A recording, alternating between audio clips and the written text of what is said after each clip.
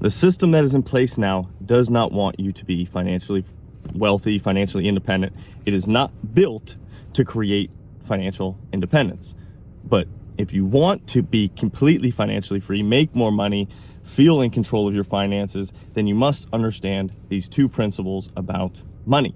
And I'm going to teach you exactly that in this video, and I'm going to share with you how to increase your income and your net worth if you stay till the end. So if you don't know who I am, my name is Matt Petruso. I created 2 7-figure businesses that I knew nothing about. I was financially free well before the age of 30. I was a millionaire before the age of 30. And I'm here just to basically share some things that I've learned along the way that I did not learn through the school system. So what is actually income, right? Because the income is the most important piece to creating financial freedom. If you do not have income, which is basically cash flow, if you do not have excess cash flow versus your expenses, then you will never be financially free, no matter how much income you have. So you must understand not only cash flow, but what types of income can you have? And there's 2 different types of income. And it's very important to have both and how to increase both. So the first type of income is earned income. And what we've been taught our whole life about how to earn income is go to school, educate yourself, and get a high-paying job and be told exactly what you're worth. So your earning capacity is based off of someone else's value of you. I think that is a terrible model for 99% of people.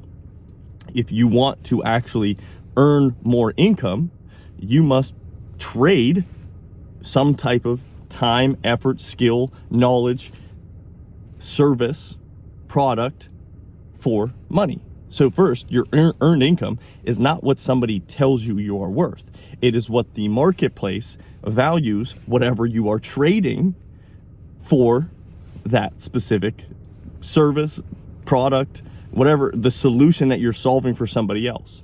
So an example, right? Like I barely graduated high school.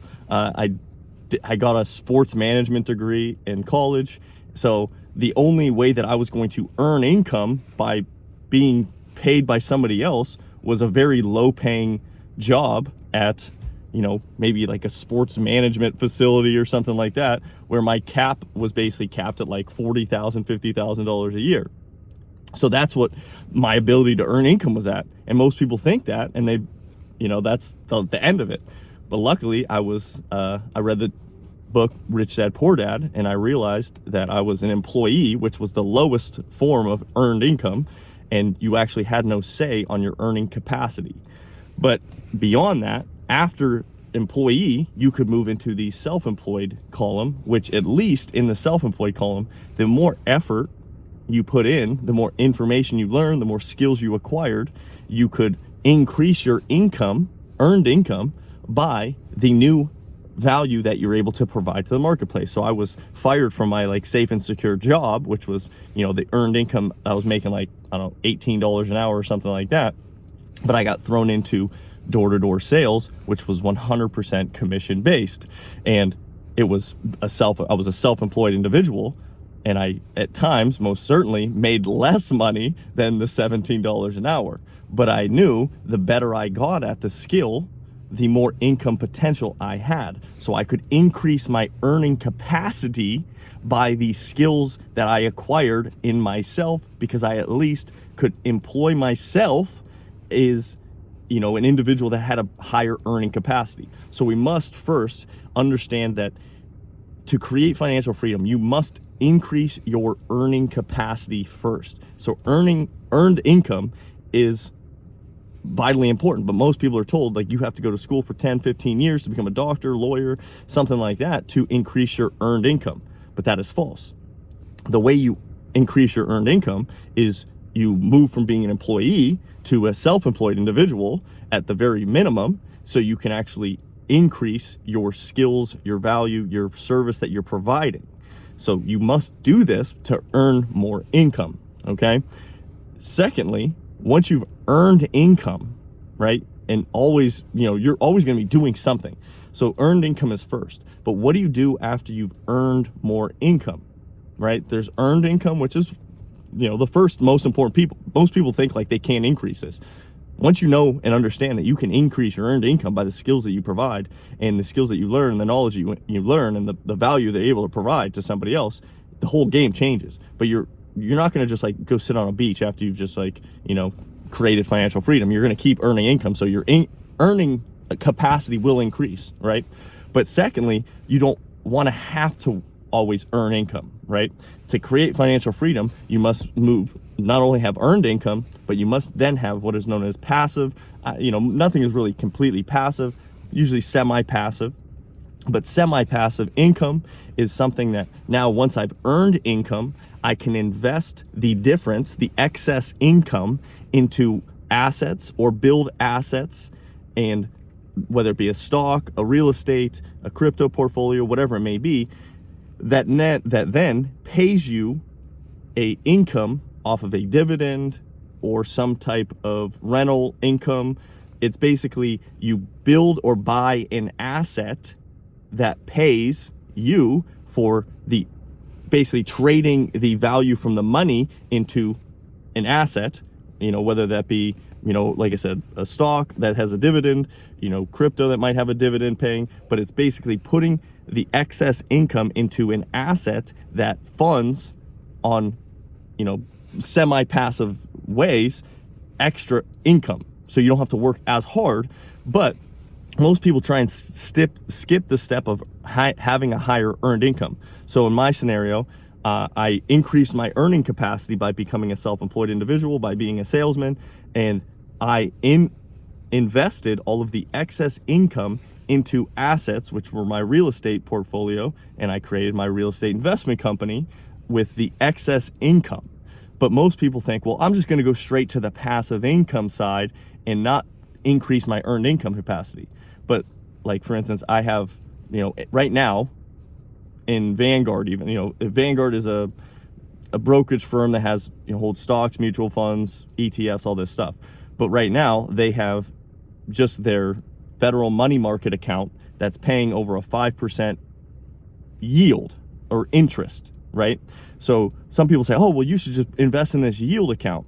Well, if you only have $10,000 and you're trying to invest in a passive income source, the passive income on $10,000 is going to be, I think that's what, $500 for the entire year. So you're going to get less than $50 a month off of that $10,000 investment. It's too slow.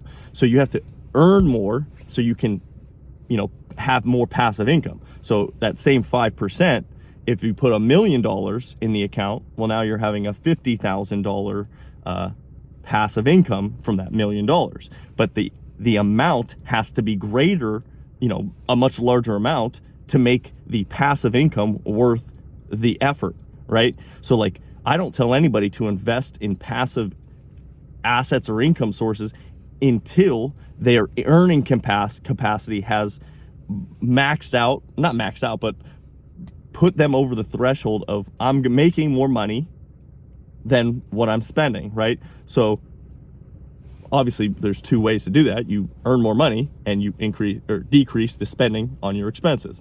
So how do you increase your earning capacity? Like I said, you gain more skills. You start doing side projects. You start doing and trading your time. I was bartending. I was, selling insurance door to door. And then on, nights and weekends, I was renovating my real estate property. My time wasn't valuable. So I was willing to trade all of my time so I could earn more money and invest it back into other income sources down the road. So for instance, in the real estate, my sweat equity of me doing work within the projects and in the buildings, I was able to leverage my time, right? Because it wasn't worth anything at the time. Instead of paying somebody else an hourly wage to do all of those things, I was earning basically that money, but not up front in the long term.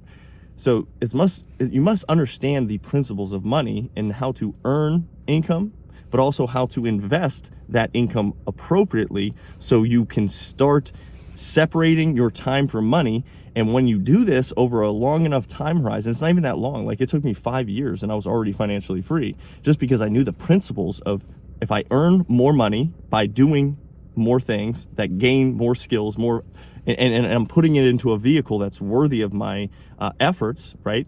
If you're just working harder, but you're in a bad vehicle, like, It doesn't matter if you're working harder and you're getting better if the value that you're providing is not that valuable. So if you just get better as a teacher, right? My ex-girlfriend was a teacher, and if she got better as a teacher, unfortunately, they don't pay you more because you're a better teacher.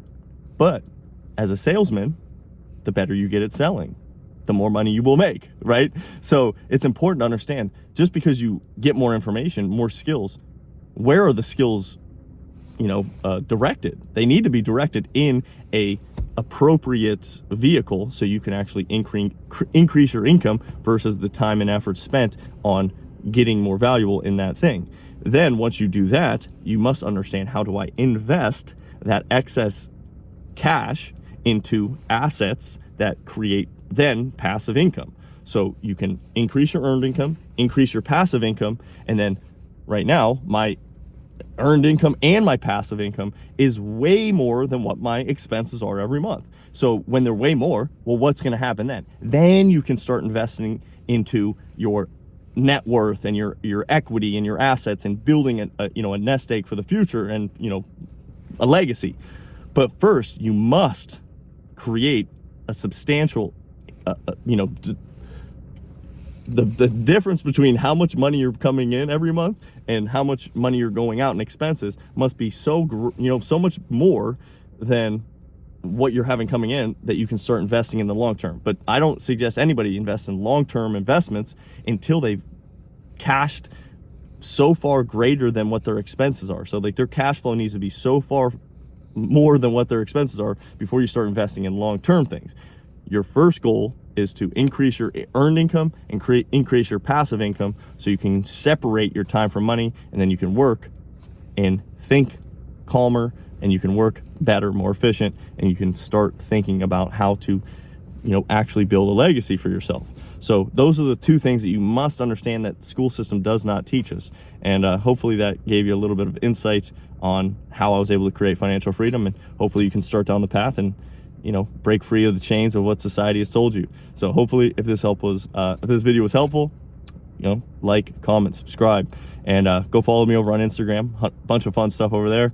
And we're doing a vlog series at Tres Amigos Unfiltered. Go check that out as well. Links in the description below. So talk to you soon. Peace.